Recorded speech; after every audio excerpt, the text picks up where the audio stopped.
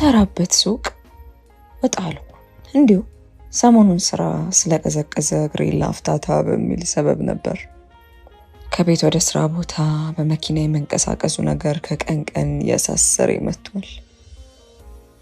እኔም ቢሆን አይከፋኝም በማለት ወደ ተንቀሳቅሼ ለመምጣት ያክል ሱቅ ውስጥ የምታግዘኝ ልጅ እንደምመጣ ነግሬያት ወጣለሁ። አየሩ ትንሽ ቀዝቀዝ ያለ ይመስላል። ክረምቱን አብረን ስንት ደክመንና ውጣ ውረድ አልፈን ያው እሱም እስከ መጪው ዓመት ደህና ሰንብት ብሎ መሄጃው ጊዜ ደረሰ ይመስላል። ሆኖም ግን ማይለቅ ነገር ይዞት ወደፊት ወደኋላ ማለቱ አልቀረም ነበር። በቃ ተሰናበተ ብለን በሙቀት ሰውነታችንን ለመጠበስ ስንዘጋጅ ንፋስ የቀላቀለው ውሽንፍር የሞላው ኃያል ዝናቡን አውርዶት መልሶ ደግሞ ያስበረግገናል። የዛሬዋ ቀንም እንደዛ ይመስል ነበር። እኔም አውራ ጎዳናውን ይዤ ቀዝቀዝ ያለውን አየር ወደ ውጭ እያስወጣውና ወደ ውስጥ እያስገባው በቀስታ እየተራመድኩ ከራሴ ጋር ስለ ህይወት መወያየቴን ቀጥያለሁ። የ30 ዓመት ወጣት ነኝ። ወጣት ሲሉ አንዳንዴ ወጣት ነኝ የሚለው ነገር ያጠይቀኛል። ሆኖም የከፋ ህይወት ኖሮኝ አልነበረም። ቀደም ብሎ አማሮኝ የነበረ የቅጥር ስራዬን ትቼ ነው የግል ስራዬን መስራት የጀመርኩት። በስራዬ እጅግ ደስተኛ ነኝ። አንዳች ሰላም አለው። በቃ የፈለኩበትን መሆን የምችልበት ቦታ ነው። ካለምንም የነጋ አልነጋ ያለቃ ፊትና ጭቅጭቅ መገላገልን የመሰለ ነገር አልነበረም። በቃ በራስ ገቢ ወጥቶ መግባትን የመሰለ ነገር አልነበረም። ሆኖም ውስጤን ሙሉ የመሆን ስሜት የጎደለ ይመስለኛል። ምን ብዬ ብጠይቅ ደግሞ ምላሹን ልክ አስሼ እንዳጣሁት አይነት ስሜት ይሰማኛል። በቃ ህይወት ወዴት አቅጣጫ ልትመራኝ እንደምትፈልግ ግራ ይገባኛል። አንዳንድ ጓደኞቼ አሁን የምትኖረው ህይወት የስንቱን ሰው ልመናና ምኞት እንደሆነ ዘንጋ ሲሉ ውስጤን የሚሰማውን ስሜት በንቀት መልክ ምላሽ ይሰጡበታል። በርግጥ ልክ ነበሩ። ይሄ ህይወት ከዛሬ 2 እና 3 ዓመት በፊት መመኛውና ማለመው ነበር። ታዲያ ያንን ህይወት በእጄ ማስገባት ስችል ለምን ሲባል ውስጤ ሙሉ ደስታን ያጣል የሚለው ነገር ደግሞ ምላሽ ያጣል። በቃ አንዳንዴ ብቸኝነት ሊያሳብደኝ ይደርሳል። ሁሌም ጓደኞቼ ጋር ሮጥ እያልኩ መድረስና ውስጥ ያለውን ሮሮ አሊያም ደግሞ ብቸኝነትን ስሜት ማራገፍ አልወድም። ለዛም ብቻዬን መብሰልሰሉን እመርጣለሁ። በስራ የተጠመድኩበት ሰዓትና ሁኔታ ለኔ ተመራጭ ነው።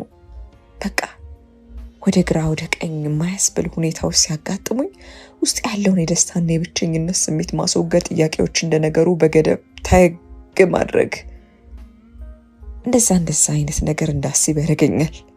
ሆኖም የሰው ልጅ አንድ ሁኔታ ላይ ዘንበል ለማለት ይገደዳል። በቃ የሆነ አንዳች የብቸኝነት ስሜት ያጠቃኛል። ታዲያ ያንን ስሜት በምን እንደምሸውደው እና እንደምደብቀው አላውቅም። ነፋሻማው አየር ደስ ይል ነበር። እኔም በእግሬ ሳይታወቀኝ ተጓዝኩ። ሆኖ ቀደም ብሎ ለእርምጃ ምቹ የነበረው አየር ቀየር ማለት ሲጀምር ታወቀኝ። ቅዝቃዜው አጥንት ሰርስሮ የሚገባ አይነት ነበር። ከዛ አልፎ ሰማዩ ከበድ ባለ ሁኔታ ሲያስገመግም ተሰማኝ። ላፍታ ቆም ብዬ አንጋጥጬ ከተመለከትኩ በኋላ የዝናቡን አመጣጥ ተመለከትኩት። ቀደም ብሎ የነበረው አየርና የአሁኑ የሰማይና የመሬት ነበር። አንዴ ካወረደው የሚያሯሩጥ አይነት ዝናብ ነበርና እኔም ቀስ ያለውን እርምጃ ፈጠን አደረኩት።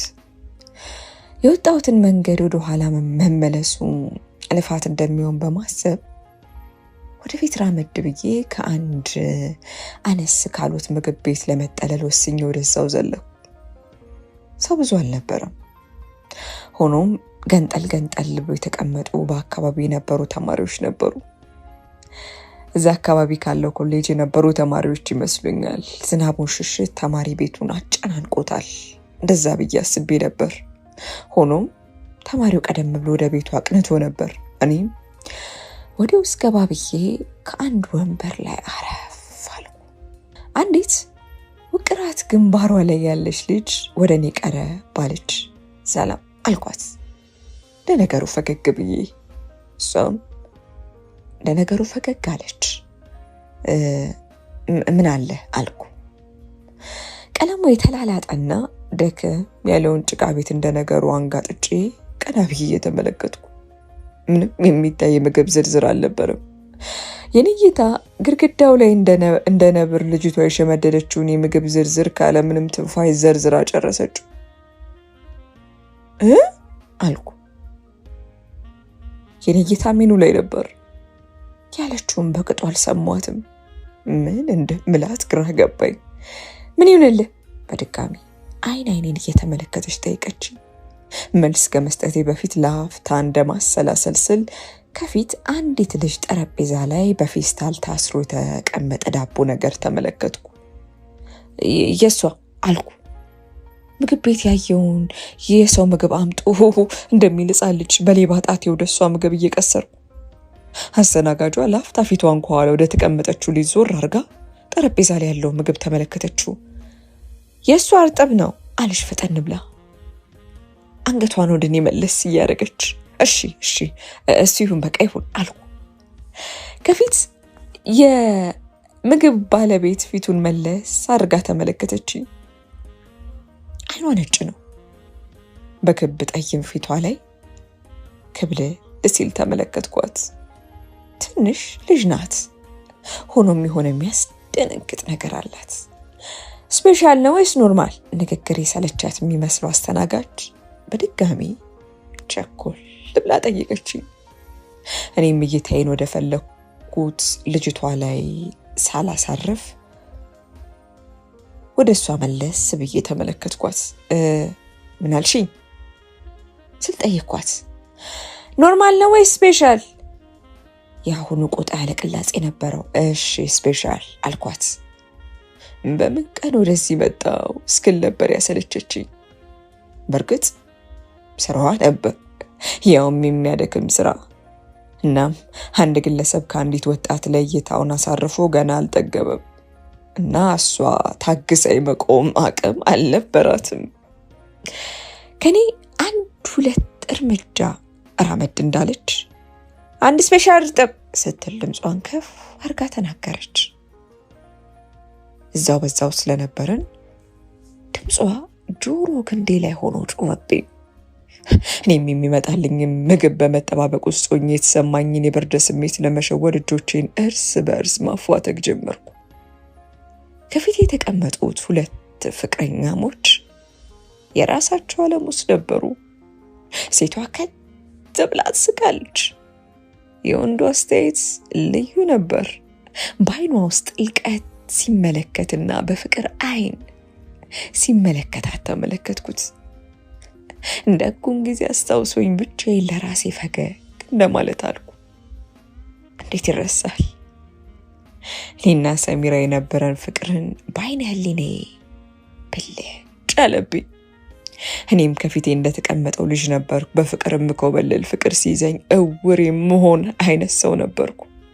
ሆኖም ደጉ ጊዜ የሆነ ቀን ላይ ሸርተት ማለቱ አይቀርም። ሁሉ ነገር በማናውቀው ሁኔታ ይቀየራል ብሎ ታሪክ ይሆናል፣ ለታሪክ ይቀራል። የኔና የሰሙ ታሪክም እንደዛ ነበር። የልጅነቴ ነበረች። ዩኒቨርሲቲ እያለች ያወቅኳት የመጀመሪያ ፍቅሬ። ከሷ የተለየው ጊዜ ሁሉ ነገር ከበደኝ። መግበድ ብቻም ሳይሆን በልቤ ድንገት ተሸክሜ በስቃይ አለንጋ እየተገረፍኩ ዳገትም መውጣ ያክል ሆኖ ተሰማኝ። ሆኖም ህይወት እቹ ናት፣ ብዙ ውጣ ውረድ ያላት። ከዛ ውጣ ውረድ ውስጥ አንድም ፍቅር ነበር፣ ማፍቀር፣ መፈቀር። ከዛም አልፎ አብሮ መኖር፣ መጋባትና ማርጀት፣ ካላለው ደግሞ እንዲሁ በባዶ ብቻ እየቆሰሙ መቅረት። ከፊት ያሉት ወጣቶች ላይ እይታዬ እንደጣሉ በአይኔ ትይዩ የተቀመጠችው ልጅ እንደ መቁነጥነት ስትል ተመለከትኳት። ፊቷ ላይ የሆነ ፍርሃት ቢጤ ስሜት ይስተዋል ነበር። የሆነ ሰው እየጠበቀች እንዳለም ያስታውቃል። ስልኳንም እንደመነካካታለች። ከስልኳ በኩል የሚታይ አንዳች ብርሃን ግን አልነበረም። እኔም መለስ ብዬ ተመለከትኳት። ትንሽ እንደ ማመንታት ካልሽ በኋላ አስተናጋጇን ቀስ ብላ በምልክት ጠራች። ስልኬ ዘግቷል፣ ምን ላርግ? ስቅቅ ባለ ሁኔታ አስተናጋጇን ጠይቀቻት። እሺ ታዲያ እኔ ምን ላርግሽ? እንግዲህ እሱ እንደሆነ እምቢ ብሏል አለች። ቀደም ብሎ ግንባሯ ላይ ወቅራት የነበራት አስተናጋጅ ድምጿን ቀነስ አርጋ ተናገረቻት። ቆይ እሷ በልታ ሲዛ መሄድ ጥሩ ነው? ድምጿ እንዳይሰማ ቀስ እንደማለት ብላ ዘን እንደማለት ብላ ደግሞ ጠየቀቻት። ቤቷ ጠባብ ከመሆኑ የተነሳ እንደ ኦፕን ኪችን ካደረጓት ክፍል ውስጥ ብቅ እያለ የሚመለከተው አሰሪ መሳይ ሰውዬ ጆሮ ጥልቅ ማለቱ አልቀረም ነበር። ሻሺ ቆጣ ብሎ ተጣራ። ከአስተናጋጇ ይልቅ ልጅቷ ደንገጥ እንደማለት አለች። አሰሪ መሳይ ቁጡ ሰውዬ የምግብ ቤቱና መስሪያ ኩሽናውን የለየውን የኮምበርሳቶ በር አንቃቅቶ ከፍቶ ብቅ አለ። ምንድነው የምትለው? ዛሬ ማንከፍለም ሊሉ ነው ሲል ድምፁን ካለምንም ገደብ ጮክና ከፍ አድርጎ ጠየቀ። አይ እሷማ አይደለችም፣ ያቺዋ ናት በልታ ሄደችው። ቴካዌ 5 አዘዋል አለች አስተናጋጇ። አንዴ ያለቃዋን አንዴ ልጅቷን መለስ አርጋ እየተመለከተች። እነዚህ እንደሆነ አመላቸው ነው፣ አውቂያቸዋለሁ። እንደ ዱቤ እንኳን ብለው አይደለም የሚወስዱት። አሁን ግን የራስሽ ጉዳይ ነው። ከገባሽበት ገብተሽ ክፈይ፣ አሊያም የበላችዋን ልጅ መታ እንድትከፍል አድርጊ ሲል ከሰራተኛዋ ይልቅ ወደ ልጅቷ ዞር ብሎ እጁን እያወናጨፈ እየጮኸ ተናገረ። ይቅርታ አባ፣ ስልኬ እኮ ዘግቶ ነው እንጂ አውቀን አይደለም። እኔ ደግሞ ምንም አልያዝኩም፣ ለዛ ነው አለች። ልጅቱ እርብትብት እያለች ነው። ጉዳይሽ ነው። እጁን አወናጨፈ። ይሄ መጀመሪያ አይደለም። የጓደኛሽ ጸባይ ከገባሽ ምን አንቺ ቁጭ ያስብልሻል? ለምንድን ነው አንቺን በዳማ ያስይዙት? አለ ንድድ እንደማለት ብሎ። ልጅቷ ፊቷ ቂርይር አለ።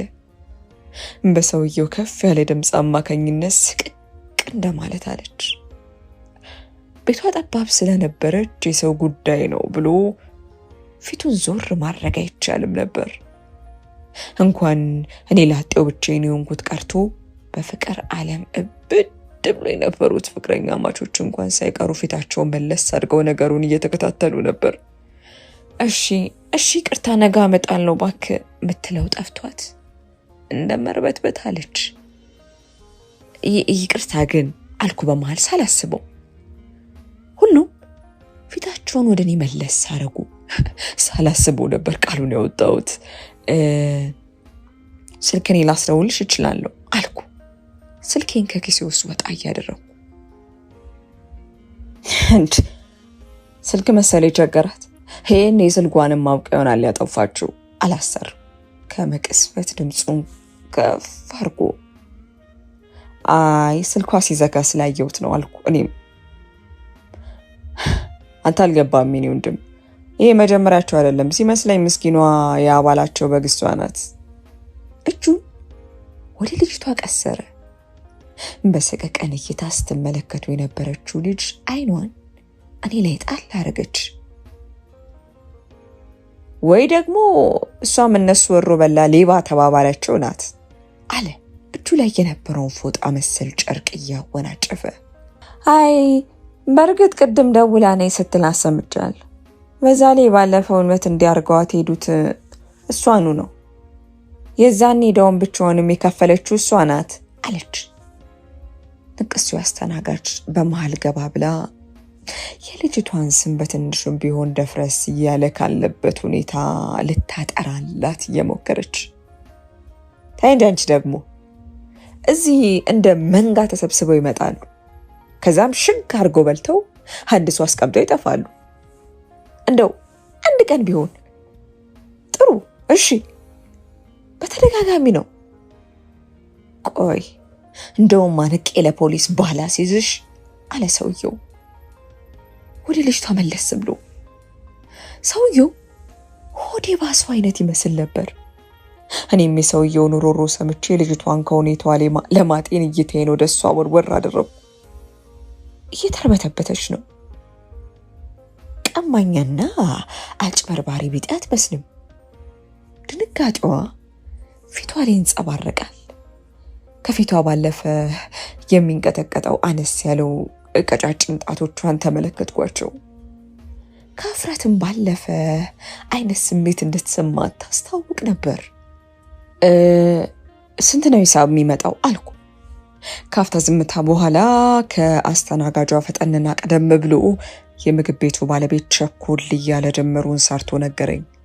ከሁኔታው ያልመጣውን ሂሳብ ሁሉ በልጅቷ ለነይ በፊት ውዝፍ ጨማምሮ የተናገረ ይመስል ነበር። እኔም ካለምንም ጭቅጭቅና አንቶ ፈንቶ ገንዘቡን ወጣ አድርጌ ከፈልኩ። ልጅቷ ቀና ብላ ተመለከተችኝ። ጸጉሯን በደንብ የተመለከትኩት ይሳኔ ነበር። ዞማ ነው፣ ጥቁር ረጅም ዞማ። ረዘም ባለ እርሳስ ጠቅለል አርጋ የወሸቀችውን ቢሆን ከማል ሰረቅ ብለው የወጡ ጸጉሮቿ ፊትና አንገቷ አካባቢ ተረማመሳሉ። ቤት ውስጥ ከበድ ያለ ነፋስ ዘልቆ ሳይሆን ከራሷ የሚመጣ ትንፋሽ ነበር። ሁኔታዋን ተመለከትኳት። ህፍረቱ ነው መሰል አይኗን ባግጥም ሲል ተመለከትኩ። እዛ ቤት ቆየት ብዬ ይበልጥ ላሳቅቃት አልፈለኩም ነበር። በቃ የኔን ኦርደር ተው፣ ከፍያ አይደል ካንቺ ልወስዳለሁ አልኩ እሷን እየተመለከቱ። ከኔ ላይ እሷን ማውራት አልመሰላትም ነበር። እኔም በወንታ ጭቅላቴ ነቅነቅ አደረኩ። እንዴ ለምን የራሷን አዛይዛት ሂድ፣ ያንተ እኮ ደርሷል አለ ሰውየው። ሁኔታው ስግብግብ ቢጤ ይመስል ነበር። ቢመጣማ እስካሁን በቀረበ ነበር፣ አታስብ፣ ዞሮ ዞሮ የከፈልኩበት አይደል አልኩ። ነገሩን ቀለል እንደማድረግ ብዬ ፈገግ እያልኩ መለስኩለት። ሰውየው ንግግሬን ብስጭት ያደረገው ይመስል ነበር። አጠገቡ የነበረችው ባለንቅስው አስተናጋጅም ሁኔታው አስቋት ሳቋን ለመደበቅ ስትል ተመለከትኳት። የምግብ ቤቱ ባለቤት እያኩተመተመ በንዴት ወደ ውስጥ ዘለቀ። አስተናጋጇም አፈን ያረገችውን ሳቅ እንደ ልቧ ሳቅ እያለች ወደ ውጭ ወጣች። እንደ ድራማ የተመለከትኩት ከነበሩት ፍቅረኛሞች ቀጥሎ እኔና እሷ ተያየን። ፈራለች ትመስል ነበር። ሆኖም ገና ለገና ስለከፈልኩ ላስደነግጣት አልፈለኩም። ያወጣሁትን ዋሌት ከኋላ ኪሴ ወሸቅ አድርጌ ወጣሁ። አይኑ አብሮኝ ከርተት አለ። እኔ ወጣ እንዳልኩ ውጪ የነበረው ኃይለኛ አየር ተቀበለኝ። ዝናቡ ከመቼው ረግጦ ተክ እንዳለ አልገባኝም። ገና ወደ ውጪ ብቅ እንዳልኩ ብቸኝነትና ብርድ የሚያስቸግረው እጄ ቀዝቀዝ ሲለኝ ተሰማኝ። ፈጠን ብዬ እጄን ወደ ኪሴ ውስጥ ጨመርኩት። ከውስጥ የነበረውን የታመቀ አየር አስወጣው። ካፌ ጭስ ወጣ። አየሩ በዛሽ ቅጽበት በአንዴ እንዴት እንደተቀየረ ገርሞኝ እንቅስቃሴ ልጀምር ስል ቆሻሻ ጥላ ከምትመጣዋ ንቅስዋ አስተናጋጅ ጋር ተገናኘን። ወደ እኔ ቀረብ ስትል እርምጃዋን ቀዝቀዝ አደረገች። እኔም ፈገግ እያለች ስትቀርበኝ ጊዜ ከአንገቴ ሰበር ብዬ ሰላምታ ቢጤ ሰጥቼ ለማለፍ ተዘጋጀው። እሷ ግን ልክ አጠገቤ እንደደረሰች ቆም አለች። ልጅቱ ጥሩ ልጅ ናት፣ አጭበርባሪም አይደለችው፣ እንዲህ ሞኝ ሆና እንጂ ስለረዳት እግዚአብሔር ይስጥ፣ በቃ ይሄ ልል ነው አለች። ንግግሯ ከልብ ይመስል ነበር። ታውቂያታለሽ በደንብ አሉ። እኔ ከዚህ በፊት ከጓደኞቿ ጋር ትመጣለች፣ ምን ልትሰራ ከእንደዛ አይነቱ ባለጌ ጋር እንደገጠመችን እንጃ። እነሱ ዘላን ናቸው። እዚያ አዘዋሊያም ጎረስ ጎረስ አድርገው ጥለዋት እዳ አስታቅፏት ሽብልል ነው የሚሉት አለች። ጓደኞቿ ብዙ ናቸው አልኩ። ስለማይመለከተኝ ሰው ለምን እየጠየቅኩ እንደሆነ እኔም አልገባኝም ነበር። 1-4 ይሆናሉ። የሀብታም ልጅ ቀበጥ ናቸው፣ ከዚህ ከግቢ ተማሪ ናቸው አለች ወደ ላይ ወዳለው ኮሌጅ በአገጯ ምልክት እየሰጠች። ታዲያ ቅድም ለምን አላገሽላትም ነበር አልኩ። ለምን እንደሆነ ባላቅም በሀፍረት ስትንቀጠቀጥ የነበረችው ልጅ ብቻዋን መሆኗ ተሰማኝ። ምን ላርግ? እንዴት ሲያረጋው እንደነበር አላየኸው? እሷ ላይ ይበረታል። አመላቸውን እያወቀ ይቅር አይታዘዙ ስል አስተናግጂ ብሎ ጨዋታቸውን መጫወት ሲጀምሩ እሷ ላይ ይበረታል። ባለፈው አለች ድምጿ አረሰ ማድርጋ። የኮፒ ብር ነው አራክፋ ከፍለ ወጣችሁ። እንደው ለትምህርት ብላ የመጣች ልጅ ናት፣ እንደነሱም ዘልዛላ አልነበረች አለች አስከትላ። እኔም ሌላ ጥያቄ ከተል ለማድረግ ብዬ ቃላት እየመረጥኩ እያለ ቸኮል እንደማለት ብላ በል መጣች ደህና አምሽ ብላኝ ላጥ ብላ ወደታች ወረደች። አይኔ እሷ ወደ ተመለከተችበት መለስ አደረኩኝ። ልጅቷ ወደኔ አቅጣጫ እየቀረበች ነበር። እኔም እዛው ባለሁበት ቆሜ ቀረው። ወደኔ እየመጣችውን ወይም ልታልፍ መሆኑን ሳላረጋግጥ ባለሁበት ደረቄ በዝምታ ጠበቅኳት። አላሳፈረችኝም። አስተናጋጇን በህፍረት አይን ታርጋት እሷንም አልፎ ወደኔ እንደቀረበች እርምጃዋን ቀስቀስ አርጋ ቆመች። በዝምታ ተመለከትኳት። ቀደም ብሎ መነጽር እንዳደረገች ያላስተዋልኩም ነበር። ሆኖም በእጇ ይዛ እንደነበር አስታወስኩ። ይሄው አለች። ከፌስታል ውስጥ አንዱን እርጥብ ወጥ አርጋ በትትና ወደኔ በኩል እጇን ሰደድ አረገችው። አረ እሺ ትቀልድ ነው አልኳት። እኔ አለመቀበል ብዬ እንዴ ለምን የራስን እኮ ሳትበላ ነው የወጣው አለች። አይ ሲጀመር እንዲሁ መብላት አሰኝቶኛል ነበር የሚገባውት። ከገባው በኋላ ደግሞ ዝም ብዬ ላለመውጣት ብዬ ነው እንደዛ ያልኩት። ችግር የለውም አታስቢ አልኳት። የሰቀቀን ስሜት እንዳይሰማት ብዬ እሷም አንገቷን ሰበር አድርጋ የዘረጋችውን እጇን ሰብሰብ ባረገችው። አመሰግናለሁ አለች ቀስ ባለ ድምጽ። እኔም ቀና ብዬ እስክትመለከተኝ ድረስ ምንም አይነት ምላሽ ሳልሰጣት ጠበቅኳት። ድምጿ እጅግ የተረጋጋ ነበር። እንዲሁ በሁኔታው ብቻም ሳይሆን በተፈጥሮዋ ስታወራ የተረጋጋሽ መሆኗ ታስታውቅ ነበር። ቀና ብላ ስትመለከተኝ አይን ላይ ተገጣጠምን። አታስቢ፣ ነገር ግን እንደዚህ አይነት መጥፎ ጨዋታ የሚጫወቱብሽ ከሆነ እነሱ ትክክለኛ ጓደኞች ማለት አይደሉም። እሺ አነስ ያለ ገንዘብ የሚያስከፍል ነገር ሆኖ ነገር ግን በሌላ ነገር ችግር ውስጥ የሚከቱሽ ከሆነ በተጠነቀቂ መልካም ነው አልኳት። ምክር ቢጤ ጣል ለማድረግ ፈልጌ ነው አይ አለች ፈጠን ብላ። ጭንቅላቷን ከቀኝ ወደ ግራ ነቀነቀች። ክፉዎቹ የመጥፎ ጓደኞች ሆኖ አይደለም፣ እስኪ ልኩ ድረስ ቆዩ እንጂ እኔም ብር ስላልነበረኝ ነው። ቃላቶቿን እየተንተባተበችና ጥፍሯን እየነከሰች ነበር የምታወራው። በዛ ላይ ባለፈው እንደዚህ አይነት ያልታሰበ ነገር ስለመጣ ባለቤቱ በክፉ ነገር ወሰደው እንጂ ጓደኞቼ ክፉ ነው አይደለም አለች። እኔም ላፍታ ምላሽ ሳልሰጣት በዝምታ ተመለከትኳት። በርግጥ የፊት አቀማመጧና ሰውነቷንስ ያለች ያስመስላታል። ሆኖም ግን እድሜዋ ይሄን ያክል ትንሽ የሚባል አልነበረም።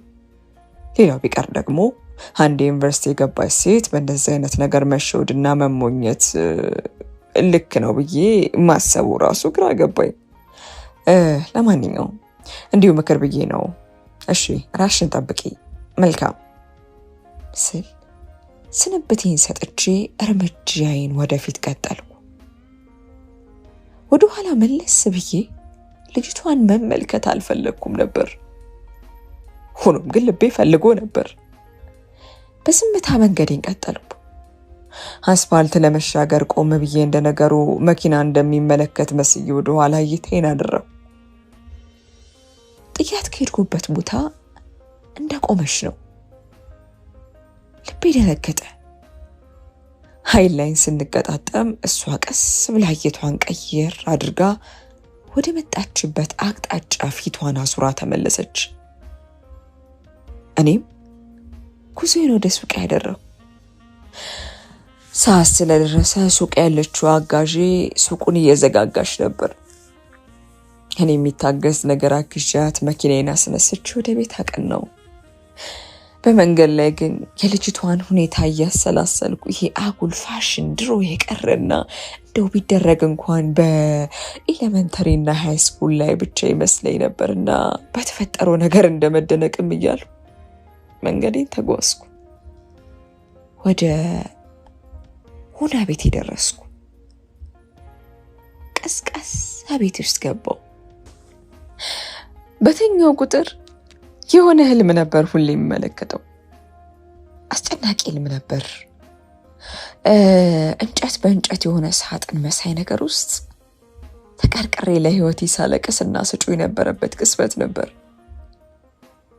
ይህን ህይወት ኖሬዋለሁ። ከዚህ ቀደም አውቀዋለሁ። የሞትን ጫፍ አይቼ የተመለስኩበት ድንበሬ ነበር። ሆኖም ዛሬ ላይ ብተርፍም ቀን ከቀን ግን ማሳደዱን አልተውም ነበር፣ ይከተለኛል። የ15 ዓመት ታዳጊ እያለሁ ከሹፌር አባቴ ጋር ለስራ በወጣበት ከተማ የደረሰብንን ሰቆቃና አደጋ ሁሌም በዓይኔ ድቅን ይልብኛል። ደርሶ ያስፈራኛል፣ ይረብሸኛል። ሆኖም ልቀይረው የምችለው ነገር አልነበረም። ሞትን ያስለፍኩበት ቅጽበት ዛሬ ላይ እንደ አዲስ አድርጌና አዲስ ህይወት ጀምሬ እንደ አዲስ ይከተለኛል። ከስንት አንዴ የማየው ይሄ ቅዠት ሲመጣ የዛን የሁኔታዬን መለስ ብዬ እንዳስታውስ ያደርገኛል። ቀደም ብዬ ከነበርኩበት ሶፋ ላይ እግሬን ወደ መሬት ወረድ አድርጌ ቀና ብዬ ቁጭ አልኩ። ሁሌ እንደማረገው በረዥሙ ተንፍሼ ራሴን ካረጋጋው በኋላ ተስተካክዬ ወደ ኋላ ደገፍ ብዬ ቁጭ አልኩ። አባቴን በስራ ጉዳይ ሊበቀሉ የፈለጉ ሰዎች ያደረሱብን ጥቃት ነበር። እኔ እናታናሽ እህትና ወንድሜን አግተውን ነበር። ራሳቸውን በሽፍታ መልክ አስመስለው ያጠቁን ሰዎች ዛሬም ደስ ይከተሉኛል። ከአይምሮዬ ፍቄ ማውጣት ግድ ይለኛል። የቤቱ የመጀመሪያ ልጅ ነበርኩ እና ኃላፊነት ጫንቄ ላይ የነበረብኝ እንደመሆኑ መጠን ታናናሾቼን ለማዳን የተቻለኝን ሞከሩ። ሆኖም እያስቸገርኳቸው የነበረው እኔ በመሆኔ እንደ ሬሳ ሳጥን መሳይ እንጨት ሳጥን ውስጥ ከተውና በሚስማር ቸንክረውኝ እህትና ወንድሜን ይዘው ተኮበለሉ። የወንድምና የእህቴ ደህንነት መጀመሪያ ላይ ያሳስበኝ ቢሆንም ኋላ ላይ ነገሩ ተገልብጦ ከራስ በላይ ነፋስ ሆኖ ትንፋሽን ለማግኘትና ራሴን ለማዳን ተፍጨረጨሩ። የራሴ ትንፋሽ ወደ ውጭ መውጣት ያቃተው አየሩ እዛው ታመቀ። ያፍነኝና ራሴን ለመሳት የመቃረብ ስሜት ውስጥ መዋዠቁ ቀደም ብሎ በኃይል እንጨቱን ይደበድብ የነበረው አካሌ ደክሞ እናም ስሎ በቀስታ አንድ ወፍ መቆርቆር ጀመረ። ከፍታ በኋላ አንድ ኮቴ ድምፅ ተሰማኝ። በእንጨት ስንጥቅ መሃል የሚታየኝ የፀሐይ ጨረር በስተቀር ሰው የሚባል ፍጡር ሊታየኝ አልቻለም ነበር። ራሴን ለመሳት የተቃረብኩ እንደመሆኑ መጠን አይኔን ጨፈን ገለጥ እያረኩ ከውጭ ያለውን ነገር ለማየት ሞከርኩ። ታዲያ ትንሽ ቆየት ብሎ የሴት ጸጉር ታየኝ። ሆኖም የህፃን ሴት ልጅ ጸጉር ነበር። ትንፋሼ ቁርጥ እያለ ነበር። ቃላት አውጥቼ እርዳታ ድምፄን ማሰማቱ አቅቶኝ ስዋትት ነበር። በዚህ መሃል ወደ ውስጥ ለማየት እየታገለችው የነበረችው ህፃን ልጅ ተመልሳ እየሮጠች በመጣችበት ሄደች። እኔም ተስፋ ቆረጡ። ፈርታ እንደሸሸች አመንኩ። የሷን እርምጃ መክታት የሚችል ጮክ ያለ እርዳታ ጥሪ ማሰማት የማይታሰብ ነበር። ለራሴ ህይወት መፍጨርጨሩ ደከመኝ። አቅም አጣው። ቀስ በቀስ አይኔ መዳከም ጀመረ። ውስጤ እየሞቱ እየሞትኩ ያክል ሆኖ ተሰማኝ። ከትንሽ ደቂቃዎች በኋላ የተቀረቀርኩበት ሳጥን በኩል የሚቀርብ የኮቴ እርምጃ ተሰማኝ። እዚህ ነው የሚል የህፃን ሴት ልጅ ድምፅ ከተላለ። ቀጠል ብሎ በመዶሻ መሰል ነገር ሳጥኑን ለመክፈት ከውጪ ሲታገሉ ተሰማኝ። እርዳታው ሲቀርብ መሰል ይበልጥ አቅም አጥቼ በዝምታ አይኔ እንደነገሩ ከደን እያደረኩ ተጠባበኩ። ከስንት ትግል በኋላ ሳጥኑ ተፈልቅቆ ወጣው። የተወሰድኩት ወደ ሆስፒታል ነበር። ሆስፒታል እንደደረስኩ በግሉኮስና በክትትል ለአንድ ቀን ለመቆየት ተገደድኩ። ስነቃም ነገሮች ተቀየሩ ነበር የጠበቁኝ።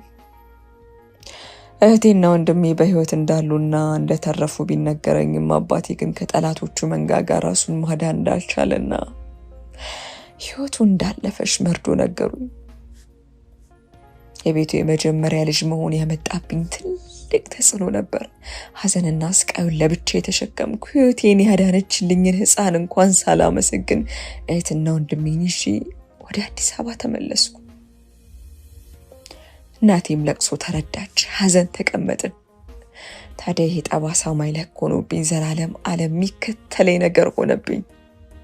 ጊዜ አለፈ፣ ዘመን ማይሽሮ የለም እየተባለ የኔም ስቃይና ትውስታ እንደ ነገሩ ቀስ በቀስ ብን እያለ መጥፋት ጀመረ። ሆኖም አንዳንዴ ግን በቅዠት መልክ ሰላም ብሎ ማለፉን አልተውም ነበር። ዘመናት አለፉ። እኔም የዩኒቨርሲቲ ተማሪ ሆንኩ። የዛኔ ጥሩ የምስራች ከቤታችን ገባ። እናቴ የሞላችው የዲቪ ሎተሪ ደረሳት። ወደ ውጭ ሀገር ከቅናሽ በኋላ የእህትና የወንድሜ ኃላፊነት ደግሞ በእኔ ላይ ሆነ። እሷም እዛ ማስተካከል ያለባትን ነገር ጨራርሳ እኛን ወደዛ ለማምጣት ሽር ጉዷን ጀመረች። ሆኖም አንደረጃ የሆኑት እህትና ወንድሜ መሄድ ሲችሉ እኔ ግን እዚሁ ለመቅረት ተገደድኩ። ያሉኝ ቤተሰቦቼ ሰብሰብ ሲሉ እኔ ብቻዬን ተገንጥዬ ቀረሁ። ፕሮሰሱ እየተንቀሳቀሰ ለመሆኑና ምን ያህል ጊዜ እንደሚፈጅብን እንኳን እንደማይታወቅ ማዘር ከያዘችው ጠበቃ ሰማች። እኔም ተስፋ ቆረጥኩ። እዚሁ በሀገር ያለኝን ኑሮ ለማቅናት ተፍተፍ ማለትንም ጀመርኩ። ቤታችን በአጭር ጊዜ ውስጥ ተገዛ። ብሎም የራሳችን የተለያየ ቢዝነስ መክፈትና ባለቤት መሆን ቻልን። እኔም በቅርቡ አዲስ ሱቅ ላይ ሽቶ ቤት ከፍቼ አዲሱን የቢዝነስ ቅርንጫፌን መሰረትኩኝ። ኑሮ እኛ ባሰብነው ሳይሆን ፈጣሪ በፈቀደው መንገድ መሄድ ጀመረ። ሆኖም ልቤ ግን አንዳች ረፍት አልነበረውም። የቢዝነስ ሰው የነበረው የት ደርሳል የተባለው አባቴን በአጭር ያስቀሩትን ሰዎች ለማግኘት አንዳንዴ ውስጤ ከጀል ያደርገኛል። አንዳንዴ ደግሞ ነገሩን ሸፋፍኖና ቀብሮ ማስቀረትን ይመርጣል። በእነዚህ ሁለት ስሜት ውስጥ ስዋልል የዛለት ቅዠት ብቅ ብሎ ያስደነግጠኛል። የዛን ህይወቴን ስላተረፈችልኝ ልጅም ከስንት አንዴ እንዳስብና ማትሆን አሁንስ የት ትሆን ብዬ ራሴ እንድጠይቅ ያደርገኛል።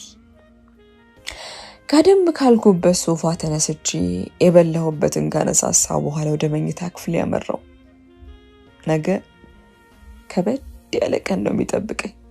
እናም ደግሜ እንቅልፍ እንዲወስደኝ ከራሴ ጋር መታገል ጀመርኩ። ከእንቅልፌ ጠዋት ስነቃ ከወትሮ ከምነሳበት ሰዓት አረፋፍጄ ነበር እና እየተቻኮል ከቤት ወጣሁ። ስልኬንም ደውዬ መኪኔን አስነሳው። ቀጠሮ የነበረኝ ጓደኛዬ ኤርሚያስ ሰዓት ለብሶ ሰዓት ጎርሶ እንደሚጠብቀኝ አላጣሁትም ነበር። ገና ስልኩ እንዳነሳልኝ ነበር እንደፈራሁት መነጫነጩን የጀመረው።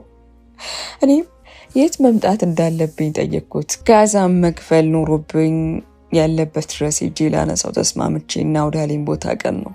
ዕለቱ ቅዳሜ ነበር።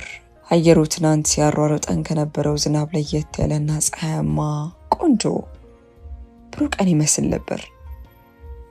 እኔም ወደ ኤርሚያስ ሰፈር ውስጥ መግባት ጀመርኩ። እንደደረስኩም እንዲመጣልኝ ለማሳወቅ ስልኬን ወደሱ አስጮህ። ፈጠን ብሎ ነበር ያነሳው። ደርሻለሁ ውጣ አልኩ። ምን ትደርሳለህ? ወጣው ለማንኛውም አለ እንደተለመደው እየተነጫነጨ። እኔም በነገሩ ፈገግ ብዬ እይታዬን ከፊት ለፊት በነበረው አንድ ሱቅ ወርወር አደረኩ። ከሱቁ አጠገብ አንድ የጉሊት መደብ የምታዘጋጅ ልጅ ተመለከትኳት። ለኔ ጀርባዋ ነበር የሚታየኝ። ሆኖም ጸጉሯ አያያዟ አዲስ አልሆነብኝም ነበር። የእርሳሱ ቀለምም ይሁን ሳላስበው እይታዬን ሳብ አለ። አይኔን ልጅቷ ላይ ተከልኩ። በብዛት በድሬ ከተማ አካባቢ የሚለበስ ሺት ለብሳለች። ሰውነቷና ቅርጿ ከኋላ የሚያስደንቅና የሚያስደነግጥ አይነት ነበር። እኔም የሌለብኝና ምን ሳላስበው አየት አደረኳት። ፊቷን ማየትም ተቸገርኩ እንጂ ልጅ ነገር እንደምትሆን መጠርጠር አያቅትም ነበር። ወዲያው አንዲት በእድሜ ተለቅ ያሉ ሴት እግራቸውን ነከስ እንደማለት እያሉ ወደሷ ቀረባሉ። መስታወት የንኪ ጎመኑን አሉ በእጃቸው ያቀበሏት። እሺማ። ፊቷን መለስ አርጋ ጎመኑን ስትቀበል ተመለከትኳት። ተንገጣልኩ። ትናንት እርጥብ ቤት ያየኋት ልጅ ነበረች። እናቷን እያገዘች መሆኑን ከነበራት ንግግር ተረዳው። ኑሯቸው ደከም ያለ መሆኑን መገመት አያቅትም ነበር። ታዲያ እዛ የግል ኮሌጅ ምን ታደርጋለች ስልም ላፍታ አሰብ አደረኩ። ትናንት የተመለከትኩትን የፊት ገጽታ ነበር ያየሁት። በቃ የሆነ ታታሪ ሆነ አንገቷን ደፍታ የምትኖር አይነት ገጽታ ነበር። ሳላስበው እይታዬን እሷ ላይ እንዳደረብ እልም ብዬ ሄድኩ። ታዲያ ኤርሚያስ መኪናው ጋር ደርሶ በሩን ለመክፈት እየታገለ መሆኑን ሁሉ አልተመለከትኩትም ነበር። ሰውዬ ስትቀመቅም ነው እንዲያደርከው አለ።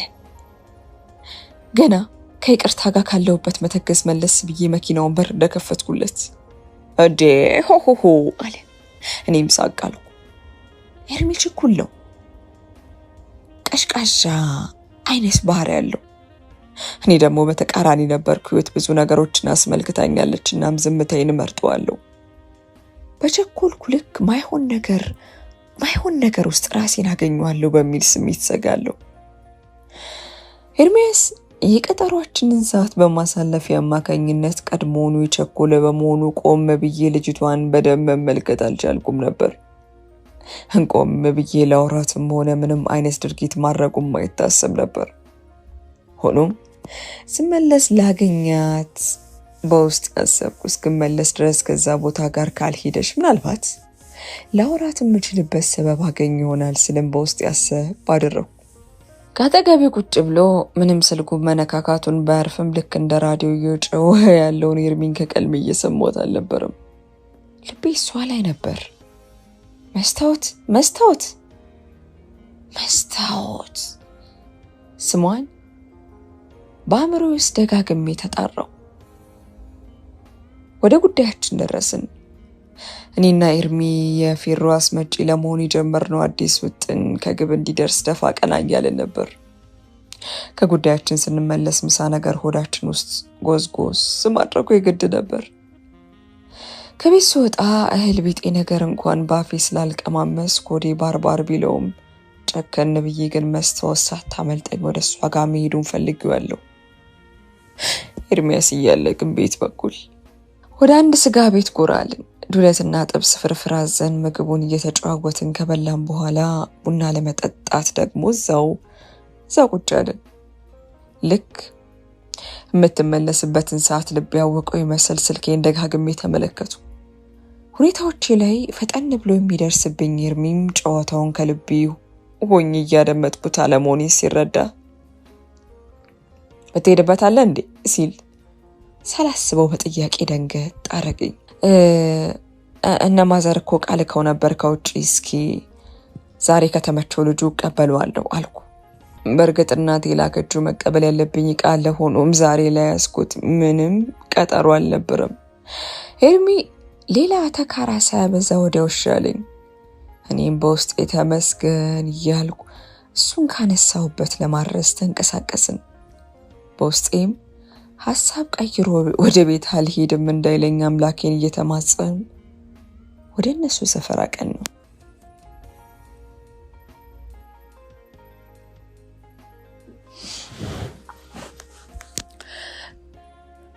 ሰፈሩ ስጥለው ገና በጊዜ ወደ ቤቱ እየገባ ያለው ኤርሚ ቅር እንደማለት ያለው ቢሆንም ተመልሶ እንደሚመጣ ነግሮኝና ተሰናብቶኝ ወደ ቤቱ ገባ። ኤርሚ በራፉ ላይ ስለነበር ያልጣልኩት ቅድም በመጣውበት አቅጣጫ አልነበረም የተመለስኩት። ውስጤም በተስፋ ሞልቼ መስታወትን ወዳየሁበት አቅጣጫ ነዳሁት። እዛ ስደርስ ኩሊቱ ጋር ሰው አልነበረም። መስታወትም ሆነ እናቱ አልነበሩም። በቀስታ እየነዳው በጎና ልፌ መኪናውን ቆም አደረኩ። ሞተሪን አጥፍቼ በስፖኪዮ መጠባበቅ ጀምሬያለሁ። ለደቂቃዎች ዝር ያለ ሰው አልነበረም። ተስፋ ቆርጬ ለመሄድ ስዘጋጅ ከሰፈር ውስጥ ሮጥ እያለች ምትመጣው አንድ ሴት ተመለከትኳት። እሷ ነበረች። መስታወት ልክ እንደደረሰች የተባበራትን ባለሱቅ ፈገግ ብላ መስግናው ከመደቧ አረፋለች። ለምን እንደሆነ ባላቅም ልቤ በፍጥነት መምታት ጀመረ። ምን ሆኛለሁ አልኩ ለራሴ። ራሴ እንደማረጋጋት ካልኩ በኋላ መኪናዬን አዙሬ ወደሷ ጠጋ አልኩ። መጀመሪያ ላይ በደንብ አላስተዋለችኝም ነበር። ባለሱቁን እያናገርኩ መስሏታል። እኔ መኪና ውስጥ ማናገሬ ልክ እንደማይሆን ተሰምቶኝ ወዲያ ወረድኩ። ጎመን ስንት ነው አልኩ። ሀብስዬ ማላቅ ሰውዬ ዛሬ ጎመን ስገዛ ሰው ቢያየኝ መሳቂያ ነበር የሚያደርገኝ። እሷም ከላይ የምታበራውን ፀሐይኗን አላስገልጥ ብሏት በእጇ እንደመሸፈን ብላ መለሰችልኝ። ስጪኝ አልኩ ፈገግ ብዬ። እሺ አለች። ፈጠን ብላ የታሰረውን ጎመን መረጥ አርጋ ልትሰጠኝ እጇን ዘረጋች። አላስተዋለችኝም ነበር። እኔም ሳይታወቀኝ ባለውበት ቆመ ብዬ ተመለከትኳት። አለመንቀሳቀስ ይገርሟት መስል በደንብ ቀና ብላየችኝ። የዛኔ ነበር ማንነቴን በደንብ ያየችው። እንዴት ነሽ አልኳት። የመጀመሪያ የተገናኘንበት ሁኔታ ልክ ስላልነበር ላስደነግጣት አልፈለኩም ነበር። ደህና አለች እንደ መርበትበት እያለች። ስራ ስንት ሰዓት ነው የምጨርሽው አልኳት ወዲያው። አለች ቀና ብላ። ከጉሊት መልስ ትምህርት ቤት ነሽ ወይስ ስንት ሰዓት ነው የምጨርሽው አልኳት። ተደናግጣለች። ክላስ ስለሌላት እዚሁ ልትውል እንደምችል በእርጋታ መለሰችልኝ። እኔም ከተቻለ ምሳ ሰዓት ላይ ወይ ለባለሱቁ እንደቀድሞ አድራ ሰጥታ መምጣት የምትችል ከሆነ ጠየቅኳት። አጠያቂ ረጋ እና የማያስደነግጥ ስለሆነ ብዙም ግራ የተጋባሽ ብትመስልም ለመመለስ አንገራገረች። ምሳሌ ጋብዛት እንደምፈልግና እዚሁ መኪና ውስጥ ራቅ ብዬ ቆሜ እንደምጠብቃት ነገርኳት። ይቺን ጨዋለች ልታበላሻት ነው በሚመስል ሁኔታ ባለሱቁ ተንጠራርቶ እየተመለከተን ነበር። እሷም እንደማንገራገር ካለች በኋላ የዋልኩላትን ውለታ በማስታወስ ነው መሰለኝ ሳትፈልግሽ ያለችኝ። እኔም በሆነ ያንን ታሪክ ይዤ ላስገድዳት በፍጹም አልፈልግም ነበር። ሆኖም እሺ ማለቷን ነበር የፈለግኩት። እሺቷ እንደሰማው መኪናዬን አስነስቼ የምቆምበትን ቦታ ጠቁሜያት ሄድኩ። መኪናዬ እንዳቆምኩ የቼን ሰዓት ተመለከትኩ። ለ5 ጉዳይ ይል ነበር ሰዓቱ። ምን ሆኖ ነው ማሂደው? ቅዝዝ አለብኝ። ይህ ሊያክል ቀስ እያለ የሚቆጥር ያክል ሆኖ ተሰማኝ። ቁና እየተነፈስኩ 6 ሰዓት ሲሞላ ጠበቅኳት። ከፍታ በኋላ በቃለች። ቀደም ብሎ የለበሰችውን ልብስ ቀይራ ነበር። ገና ሳያት ሳላስበው ፈገግ አልኩ። ምግብ ለመብላት ወደ አንድ ሬስቶራንት እንደሚሄድ ቀደም ገልጬላት መንገዳችንን ጀመርን። መንገድ ስንሄድ ትንሽ በሚያስጨንቅ ዝምታ ተውጠን ነበር። እሷም የሆነ የመረበሽና የፍርሃት ስሜትን ታሳይ ነበር። ስሜቷን ለመቅረፍ ብዬ እንደ ነገሩ ጨዋታ ጀመርኩ። ስለ ትምህርትና አንዳንድ ነገር መጠየቅ ጀመርኩ። በአሁኑ ወቅት ተመራቂ መሆኗንና የኮምፒውተር ሳይንስ ተማሪ መሆኗን ገለጸችልኝ። ታዲያ ውስጥ ያለው ጥያቄ እረፍት ስላጣ እንዴት ወደዛ ኮሌጅ እንደገባች ቀስ ብዬ ጠየቅኳት። እሷ መጀመሪያ ሲደርስ የደረሳት መዶላዊ ዩኒቨርሲቲ እንደደረሳትና አንድ ሴሚስተር ተምራ በጣም በጠና ታማ ወደዚህ ለመምጣት መገደዷንና አዲስ አበባ ከመጣች በኋላ እናቷ የሚሰሩበት የእርዳታ ድርጅት ያሉ ሰራተኞች በስኮላርሺፕ አማካኝነት ትምህርቷን ከግል ኮሌጅ እንድትቀጥል እንዳስቻሏት ገለጸችልኝ። አሁን ገና ያቺ ንቅስው አስተናጋጅ ያለችው ነገር ትርጉሙ ገባኝ። እውነትም ለዓላማዋ የቀረበች ልጅ ነበረች። ከንግግሯን በእናቷ ማሳለፍን ብቻ እንደምትፈልግ ያስታውቅ ነበር። ባሰብኩት ምግብ ቤት እንደደረስን ምግቡ ቀርቦልን መመገብ ጀመርን። ለምን እንደጠራዋትና ለምን የግብዣ ሐሳብ እንዳቀረብኩላት ጠየቀችኝ። እኔም በቃ ላውቃት እንደምፈለኩ ነገርኳት። ሆኖም ነገሩ ያሳመናት አትመስልም ነበር። ይልቅ ባለፈው የተፈጠረውን ነገር ተጠቅሜ አንድ ነገር ያስኩባት አይነት ስሜት ውስጧ እንዳለ ተሰማኝ። በተቻለኝ አቅም አጉል ስሜትና ፍርሃት እንዳይሰማት ለማድረግ ሞከርኩ። በልተን ከጨረስን በኋላ ይበልጥ ላቃትና ለቀርባት እንደምፈልግና ሌላ ምንም መጥፎ ሐሳብ እንደሌለኝ በግልጽ ስሸኛት ነገርኳት። እንዲሁም ፈቃደኛ ከሆነች ስልኳን እንድትሰጠኝና በዛ ማውራት እንድንጀምር ጠየቅኳት። ያንገራገረችም ቢሆን እሺ ብላ ስልኳን ሰጠችኝ። እኔም ያችን ቀን ጮቤ እየረገጥኩ ወደ ቤት ተመለሱ። ለምን እንደዚህ አይነት ደስታ እንደተሰማኝ ለራሴ ግን ሊገባኝ አልቻለም። ቀስ በቀስ እኔና መስታወት መግባባትና መቀራረብ ጀመርን። ሆኖም ሰውን ቶሎ ለመቅረብ ትንሽ ፈራ የምትል አይነት ልጅ ነበረች። እርጋታዋን አልጠላሁትም ነበር። እንደውም ከኔ ጸባይ ጋር ይሄዳል። ነገር ግን ጓደኞቿ ፊት አብረን መታየቱ ያስፈራት ነበር። እኔም ስለነዚህ ልጆች ለማወቅ ሆኖም አብዛኛውን ጊዜ በርቀት ስለማወርዳት እንዲሁም ስለምቀበላት የማየቱን አጋጣሚ ያላገኘውም ነበር። ታዲያ በርቀት አንድ ቀን አብረዋት የነበሩ ሴቶችን ለመመልከት ቻልኩ። ያው ቀረብ ብዬ የተመለከትኩበት ስልኳን አላነሳ ብላኝ ስለነበር ነው። ከሁኔታዎች ሳቅ የሚያበዙ እነሱ ነበሩ። መስታወት ከወትሮ ይልቅ እኔን በማግኘቷ ደስተኛ ትመስል ነበር። እኔም ከሷ እይታ ውጭ ሌላ ነገር ሊታየኝ አልቻለም ነበር። እውነትም መስታወት አልኩ። ሰሞኑን የጓጓው ከቤት መውጣበት ምክንያት እሷ ነበረች። የሆነ ቀን ምግብ በልተን ጨርሰን በጨዋታ መሃል እንደወደድኳትና ፈቃደኛ ከሆነች አብረን እንድንሆን ጠየቅኳት። ደንግጣለች። መልሷ እሺ ወይም እምቢ እንደሚሆን ውስጥ ያውቀዋል። እምቢቷም ሊያመዝ እንደሚችል ውስጥ ይነግረኛል። ሆኖም አንብቄ ላስቀምጠው አልቻልኩም ነበርና ውስጥ ያለውን ስሜት አውጥቼ ተናግሬ እፎይ ማለትን ፈለግኩ። እንድታስብበትና ቀለል ሲላት እንድትነግረኝ ገለጽኩላት። መስታወት የፈራች ትመስል ነበር። እኔም ጀገን ብዬ ንግግሬን ልጀምር ፊቴን መለስ ስላደርግ ስል ሳላስበው ጉንጬን ሳም አድርገችኝ። ደንገጥ አልኩ። እሷም አይኗን ሰበር አድርጋ በሀፍረት ፈገግ አለች። ምላሽ እንደሆነ ገባኝ። ሆኖም የጠበቁት ምላሽ ስላልነበር ደንገጥ አልኩ። ደስታም ተሰማኝ። በቃ እኔና መስታወት ፍቅራችንን በነፃነት ጀመርን። ፍቅራችን ጅማሬው ያማረ ነበር፣ እጅግ ደስ የሚል። መስታወት ቀስ በቀስ ፈሪነቷ እየተቀረፈና ደስተኛ እየሆነች መጣች። ነገር ግን ከነዛ ማይረቡ ጓደኞቿ ልትርቅ አልቻለች። በጊዜ ሂደት ይባስ ብሎ ሁኔታዎች መቀየር እንደተጀመሩ ገባኝ። ከጊዜ በኋላ የጓደኞቿ ድርጊት ወደ ተንኮል መቀየሩን በራሷ በመስታወት ሁኔታና አዲስ ጸባይ ውስጥ መመልከት ጀመርኩ። የኔና የሷ ግንኙነትን መጀመር ያወቁት ጓደኞቿ ምን እያሉ እንደበረዟት ባላቅም መስታወት ድሮ ማቃት መጀመሪያ ሳያት መሳሳላት ያቺ ምስኪን መስታወትን አልመስላለች። መስታወት የሌላትን አመል፣ ኩርፊያና አንዳንድ አግባብ የሌላቸውን ጥያቄዎችን መሰንዘር ጀመረች። የኔ መስታወት ልቧ ንጹህ መሆኑን አውቅ ነበር። ሊመርዟት የከጀሉት ሌሎች ጓደኞቿ ስለመሆናቸውም አልጠፋኝም ነበር። ታዲያ እውነተኛ ፍቅሬ እንዳታይ አይኗን ሲጋረዷት ቆሜ መመልከት ጀመርኩ። መስታወት ከጊዜ በኋላ አነጋገሯ፣ አለባበሷ ቀስ በቀስ መቀየር ጀመረ። መስታወትነቷ ቀረብኝ። በሷ ውስጥ መለከቱ የነበረው ነገር መጥፋትና መቀነስ ጀመረ።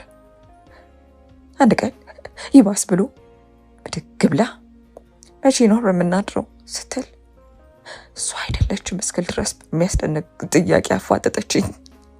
ይባስ ብሎ ስለማትወደኝ ነው፣ ሰውነቴን ስለማትፈልገው ነው እንጂ ከልብ ካፈቀርከኝ እኔ ገላ አቅፎ መተኛቱ ሳትመኘው አትቀርም ነበር፣ ያውም ያን የሚያክል ቤት ውስጥ ብቻዋን እየኖርክ አለች። ንግግሯ ልክ ከጓደኞቿ አፍ የተቀዳ ይመስል ነበር። ምላሽ አጣሁላት። እኔ ወንዱ ረጋ ባልኩበት ሰዓት ለዚህ ጥያቄ መልላት እንደሚገባ ራሱ ነገር አለሙ ጠፋኝ። አስቤው ማላቀው ውስረት ውስጥ ገባሁ። መስታወት ምን በወዳት ስስከለዋን መንካት ማቀፍ እንኳን በፈልግ ክብረ ንጽህናዋን በጊዜ መውሰድና እሷን ማሳዘን አልፈልግም ነበር። ጭራሽ አሁን ነገሩ የጓደኞቹ የፍክክር ተምሳሌት ሊሆን መሆኑን ሳስብ ጭራሽ ስሜቱም ሆነ ፍላጎቱን አጣው። ከመስታወት ጋር የነበረን የቀን ብሎም የሳምንት እና የወራት ፕሮግራም መቀየር ጀመረ። ከስንት አንዴ በመከራ ሆነ አይኗን መመለከተው። ተስፋ ልቆርጥ አልፈለኩም ነበር። ከራሴ ጋር ብዙ ካወረድኩ በኋላ ወደ ቤቱ አቅንቼ እናቷን ማናገር ፈለግኩ። የሆነ ቀን ሰፈሯ እንደደረስኩ ለረጅም ደቂቃ ነገሩን ሳወርድ ከቆየው በኋላ ጨከን ብዬ ወደ ቤቷ ገባው። እናቷ ዕቃ እያጠቡ ነበር ያገኘኋቸው። ሰላምታዬን አቀረብኩ። ደስ ይላሉ። ጎንበስ ብለው ሰላምታ ሰጡኝ። ማንነቴን ሳያውቁ ሰላም አሉኝ። እኔም ፈራ እንደማለት ብዬ ቴዲ ይባላለሁ ስል ሰላምታዬን ራሴ ስሜን ነግሬ ተዋወቅኩ። እናቷ በእጇ የያዙትን ዕቃ አስቀምጠው ሊስሙኝ ጠጋ አሉ። መስታወቴ ስላንተ አጫውታኛለሽ፣ ግባ አፈር በሆንኩ ምናምን አሉኝ ፈለቅለቅ እያሉ። እኔም ደስ የሚል ስሜት ተሰማኝ። ታዲያቺ በፊት ያፈቀርኳት መስታወቴ እንጂ እችኛዋ መስታወት እንዳልነበረች ስለኔ ነገረቻቸው ተሰማኝ። ወደ ቤት ገባሁ። ቤታቸው ደሳሳ ነበረች። የጭቃ ቤቱ በአንድ በኩል ዘንበል ብሏል። እኔም ቤቱ እየተመለከትኩኝ ገና ሳይቀመጡበት ነካ ሲያደርጉት ቃጣ ከሚል ሶፋ ላይ ቀስ ብዬ አረፋልኩ። እናቷ እኔን ሊያስተናግዱ ተፍ ሲሉ በፍጹም ብዬና ለአንድ ጥብቅ ጉዳይ እንደፈለግኳቸው ገለጽኩ። ሆኖም በባዶ አፍ ሞቼ ይገኛለሁ ብለው ቤት ያፈራውን አፍለኛ እንጀራና ሽሮ ይዘው ብቅ አሉ። እኔም እጄን ራሴ እንደምታጠብ ነገር ራሴን ለማስተናገድ ብድግ ብዬ ወጣ ልል ስል ወደ ውስጥ ገባ በደንብ ካላስተዋልኩት ፎቶ ላይ ግጥም አልኩ። ድንገት ብዬ ባለሁበት ድርቅ ብዬ ቀረው። እንዴ እጆቼ መንቀጥቀጥ ጀመሩ። ምን ነው ልጄ አለ ወደ እኔ ቀረብ ብሎ። ይህ ፎቶ አልኩ። ይህን ስሜት በህልሜ ብቻ ነበር ማውቀው አሉ ማዘር ድምጻቸው ረዘም አድርገው። የመስታወቴ አባት ነው ነፍሱን ይማረው አሉ። ልቤ ተርክክ አለ። በዓይኔ እንባ ግጥም ብሎ መለስ ብዬ ተመለከትኳቸው። ልጄ ደህናም አይደለ አሉ። እሳቸውም ደንገጥ ብለው ፊቴን ወደ ፎቶ መለስ አደረኩ። ከጎና ደስ ያለች የልጅነት የመስታወት ፎቶ ተቀምጧል። ሁለቱም የማውቀው ፊት ነበር።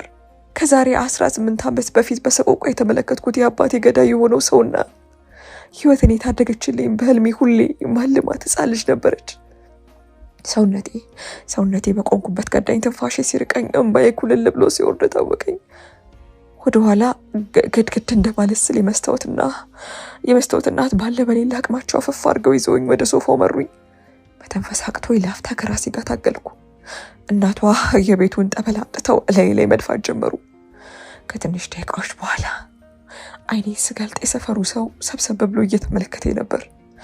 ደህንነቴን ደጋግሞ ጠየቁኝ። እኔም እንደምንም ራሴን ሰብሰብ አድርጌ ከተጋደምኩበት ቀና አልኩ።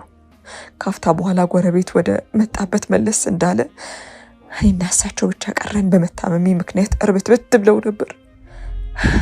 ይበልጥ ላስደነግጣቸው ስላልፈለግኩ እንዲሁ እንደነገሩ አልፎ አልፎ እንደሚያመኝ ብቻ ገለጽኩላቸው። ካፍታ በኋላ በፍርሃት ላይው ማልፈልገው ፊት ቀስ ብዬ ተመለከትኩ። ምን ሆኖ ነው ያረፈው ስል በቀስታ ጠየኳቸው። ማ አሉኝ። እሳቸውም ነገሩ ግራ ገብቷቸዋል። ሰውየው አሉ። የመስታወት አባት ብዬ ሰውየው አሉ። የመስታወት አባት ማለት አልፈለኩም። የመስታወት አባት ነው? አረ ቆይቷል። ምን ልበል ልጄ አሉ በረሽሙ ተንፍሰው። መስታወቴን ሰጠኝ እንጂ ህይወቴን በቁሜ ሲኦል ያደረገው ክፉ ሰው ነበር፣ ሽፍታ ነበር አሉ እሳቸው። ታዲያ አልኩ። ይህ የደረቀው ጉሮሮዬን ለማርጠም ራቄን ዋጥ እያደረግኩ። እንዲህ ክፉ ከሆነ ለምን ፎቶውን ሰቀሉት አልኩ። እኔ አይደለሁም፣ ለመስታወቴስ ጥሩ አባት ነበር። ታዲያ እሷን በልጅነቷ ስለነበር አባቷን ያጣችው። መልኩ እንዳይጠፋባት ያለውን ብቸኛ አንድ ፎቶ ሰቅላ ኖረችው። እኔ ስገባ ስወጣ ሳይው ደሜ ፈላ ነበር። ሆኖም ተላመድኩት። ያው ምንም ቢሆን የልጅ አባት አይደል አሉ እጃቸውን እንደማሻሸት እያሉ። ከዛ በላይ ለማውራት አልቻልኩም ነበር። ደግሜ እንደምመለስ ገልጬ በፍጥነት ከአካባቢው ተሰወርኩ። በንጋታው በጣም በጠዋት ከገባሁበት ህልምና ቅዠት ያባነነኝ በሬ በኃይለኛው ሲንኳኳ ነበር። የበሩ ማንኳኳት ለየት ያለና የሚያጠራጥር ነበር። ወደ በራፉ ጋር ቀረብ እያልኩ ማን ነው ስል ጠየቅኩ። ምላሽ አልነበረም። በድጋሚ ቀስ ብዬ ማን ነው አልኩ። ከዛ በራፉን ቀስ ብዬ ከፈሳረግ እንደ ነገሩ በሩ ላይ ተደግፈ የነበረችው መስታወት ወደኔ ሚዛኗ ስታወድቃለች። ድንገት ብዬ አፈፍ አድርጌ ያስኳት። ፊቷ አካባቢ በለዘ ነገር ተመለከትኩ። አልቅሳለች። ልቤ ስንጥቅ አለ። መስቲ ምንም ሽብኝ አልኩ። ቀና ላደርጋት እየታገልኩ ትፋሿ ቁርጥ ይላል። እንደምንም ቀና አድርጌ ወደ ውስጥ አስገባዋት። ሰውነቷ እንደ መበላለዝ ብሏል። ያደረገችው ነጣ ያለ ቀሚስ ላይ ከኋላ ደም ተመለከትኩ። አይመሮዬን ለመሳት ምንም አልቀረኝም ነበር። ልቤ በፍጥነት መምታት ጀመረ። ወዲያው ስልኬን ወደ ኤርሚ ጋር አስጮኩ። ነገሩን ብቻ መወጣት የምችልበት ሁኔታ ውስጥ አልነበርኩም። ኤርሚ ሲከንፍ ደረሰልኝ። አፋፍሰን ወደ ሆስፒታል ወሰድናት። በድንገተኛ ተኝታ የሐኪም ምርመራ እስኪያልቅ ድረስ በኤርሚ ማያቋረጥ ጥያቄ እየተንገበገብኩ ቆየው። አይምሮዬ ግን ከኔ ጋር አልነበረም። ካፍታ በኋላ የምርመራት ዶክተር ወደኛ ጋር ቀረብ አለ። መስታወት ያስገድዶ መደፈር ጥቃት እንደደረሰባትና አስፈላጊው ምርመራ እንዳደረጉላት ደስ ነገሩን። እኛም ለፖሊስ ነገሩን ማመልከት እንዳለብን ገልጾ ገብተን እንድናያት ነግሮን ሄደ። እኔም ሮጥ ብዬ ወደ አስተኛት ቦታ መራው። ገና እንዳየችን ፊቷን በእጇ ሸፍና ስቅስቅ ብላ አለቀሰች። እኔም የራሴን እንባ መቆጣጠር አቃተኝ። ቅፍ አድርጌያት አብሬ ተንሰቅስቄ ያለቀስኩ። ካፍታ በኋላ ፖሊሶቹ መጥተው ቃሏን ወሰዱ። ለዚህ ጥቃት ሰለባ እንድትሆን ያደረጓትን ሴት ጓደኞቿና ድርጊቱን የፈጸሙትን 2 ወንዶች ላይ ጥቆማዋን አደረገች። ፖሊሶቹ ቃሏን ተቀብለው ሄዱ። መስታወት ራሷን ወቀሰች። እስካሁን ሊታያት ያልቻለውን የጓደኞቿን መሰሪነት መመልከት ባለመቻሉ እኔም ከመስታወት ጎን አልተለየውም። የሚያስፈልጋቸውን ነገር በውጪም በአካልም አጠገባቸው ሆኜ ማገዝን ቀጠልኩ። ሆኖም ከቤታቸው ደጅ ደርሼ እዛን ሰው ፊት ግን መመልከት አልቻልኩም ነበር። ልጄ አሉ የቤት አስቤዛ ገዛዝቼ ሰጥቻቸው መለስ ስል እናቷ ቆም አድርገውኝ አቤት ማዘር አልኳቸው። አይናቸውን ባተሞልቶ ነበር። ምነው ማዘር ያስቀየምኩት ነገር አለ እንዴ? አንተን አይደል አሉኝ። ጥያቄያቸው አልገባኝም። ሳይፊት አዲስ አልሆነብኝም ነበር። የዛን ዕለት የዛን አውሬ ምስል ስታይ መንፈስ እንዳየ ሰው ደርቀ ቀርተ ራስን እስክስል ድረስ መታመም ሳይነገሩ ግር ብሎ ነበር አሉ እያነቡ። ልቤ ከዋለ። ነገሩን እሳቸው ያውቁታል ማለት ነው አልኩ ለራሴ። በጊዜው ብር አይኑን አሳውሮት ከአባት ጠላት ጋር ሲሰራ የነበረውን የአባት እንገዳይ ነበር ለካስ ባይኔ ተመለከትከው አሉ በእንባ ታጅበው። ስብር ብዬ ከዓይኔም ባኩልል ብሎ ወረደ። ይቅር በለኝ ልጄ ይቅር በለኝ። እግሬ ስር ድፍት አሉ። ኧረ ተው ማዘር እባክዎትን አልኩኝ ከስሬ ያነሳቸው እየታገልኩ። እኔ ለሱ ቀጣለው ልጄ ይቅር በለኝ። ይሄ አውሬ መሰሪነቱ እኔን ብቻ ቢገርፈኝ መስሎኝ ነበር። ይሄ ግፉ ለሌላም ነው የተረፈው አሉ ስቅስቅ ብለው እያለቀሱ። ኧረ ማዘር እባክዎት በቃ እርሶ ምን አረጉኝ እባክዎት። ይግድ ፈገግ ብዬም በይን ጠረግ አደረኩ። ወዲያው ያልጠበቅነው ድምፅ ኋላችንን አስደነገጠን። ዞር አለን። እውነት ነው አለች መስታወት የግዷን ደገፍ ብላ እንደቆመች። እኔም ደንገጥ አልኩ። መስቲ አሉ እውነት ነው ቴዲ ያተረፍኩኝ ነኝ። የአባት ከደ አባቴ ነው። እንባኩል ለብሮረደ ለደቂቃዎች በዝምታ ተቀመጠን። ብጠላኝም ከዚህ በኋላ አይኔን ማየት ባትፈልግም አልፈርድብህም አለች። በዝምታ አኩል ልብ ሊወረደውን እንባዋን ጠረግ አርጋ በንጹህ ልብ ነበር የቀረብከኝ ያፈቀርከኝ። እኔ ግን ያንን ማየት አልቻልኩም። የዘር የደም ነገር ሆኖ ጥሩ ነገር መመልከት አቃተኝ። ታያልከኝን እምቢ ብዬ ራሴን መውጣት ከማልችልበት አዘቅት ውስጥ ከተትኩ አለች። ቀስ ብዬ ያልተጎዳውን እጇን ያዝ አደረኩ። መስቴ አልኳት፣ ዛሬም ነገ ትናንትም እወድሻለሁ። እምወድሽ ደግሞ እንደ አባቴ ገዳይ ልጅ ሳይሆን ያኔ ነፍሴ እንዳተረፈችልኝ ልጅ፣ የዛኔ የምትከፍለውን አታ ተጨንቃ እንደነበረችው ልጅ። አንቺ አባትሽ ልጅ አይደለሽም። በቃ ያ ታሪክ ተቀብሯል። ዛሬም ነገ የምወደው አንቺን ብቻ ነው አልኳት። በንግግሬ ምርር ብላ ለቀሰች። ምረት ማደርገው ለዛ ሰው አይደለም፣ እሺ ለራሴ ነው። ራሴን በጥላቻና በበቀል አላውረው አልኩ። መስታወትን እቅፌ ውስጥ አስገብቼ ጥብቅ አድርጌ ያስኳት። ተፈጸመ።